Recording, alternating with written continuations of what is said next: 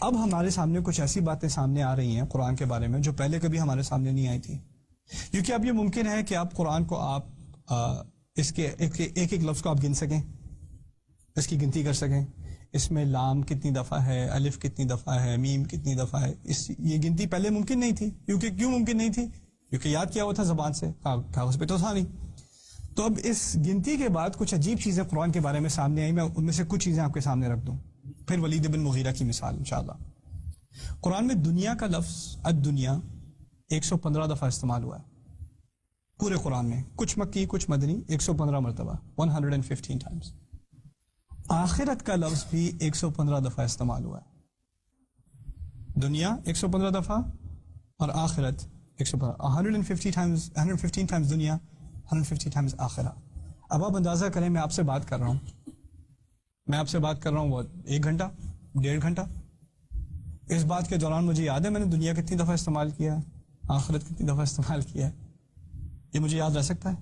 اب فرض کریں میں آپ کو سکھا رہا ہوں 600 صفحے کی کتاب، 23 سال سے سکھا رہا ہوں، اس میں سے ایک لفظ میں نے خود نہ لکھا نہ پڑھا، لیکن پورے درس کے آخر میں دنیا کا لفظ اور آخرت کا لفظ ایک ہی نمبر، 115 مرتبہ دونوں۔ مطلب پاسبل؟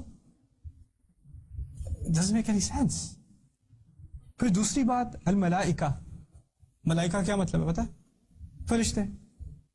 ملائکہ I don't know how to say it in Urdu، 88، 88، good، 88، my mother will be proud، 88 مرتبہ استعمال ہوا ہے ملائکہ۔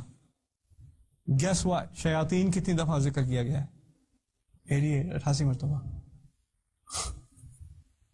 پھر موت کا ذکر قرآن میں 145 مرتبہ ہے، 145 ٹائمز موت کا ذکر ہے۔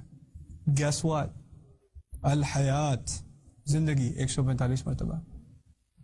سبحان اللہ۔ الکفر، کفر کا ترجمہ بھی کفر اردو میں 17 مرتبہ کفر کا ذکر ہے۔ الایمان، 17 مرتبہ ایمان کا ذکر ہے۔ ابلیس کا ذکر 11 مرتبہ ہے نام سے، ابلیس کو 11 مرتبہ پکارا گیا ہے نام سے، اور 11 ہی مرتبہ قرآن میں شیطان سے پناہ لینے کا ذکر ہے۔ الاستعاذہ من الشیطان، اعوذ باللہ من الشیطان الرجیم، فاستعذ باللہ من الشیطان الرجیم، 11 مرتبہ۔ اور پھر سب سے عجیب، مہینے کا لفظ قرآن میں ہے شہر، مہینے کا لفظ ہے شہر، 12 مرتبہ استعمال ہوا ہے۔ عجیب۔ صلوات کیا ہے؟ صلات کی جمع، صلات کسے کہتے ہیں؟ نماز کو۔ صلوات جمع کا لفظ 5 مرتبہ استعمال ہوا ہے۔ قرآن میں آپ نے نوٹ کیا ہوگا کہ کافی مرتبہ اللہ تعالیٰ فرماتے ہیں کہ کافر یہ کہتے ہیں، وہ لوگ یہ کہتے ہیں، انہوں نے یہ کہا، قالو انہوں نے کہا۔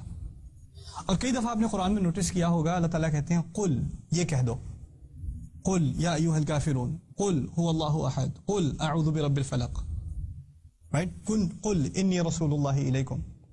تو قل کہتے ہیں کہہ دو، اور قالو کی کیا مطلب؟ انہوں نے کہا، اور یہ ایک طرح سے کانورسیشن ہی ہوئی، یعنی انہوں نے یہ کہا تم یہ کہہ دو، پھر انہوں نے یہ کہا پھر تم یہ کہہ دو، پھر انہوں نے یہ کہا پھر تم یہ کہہ دو۔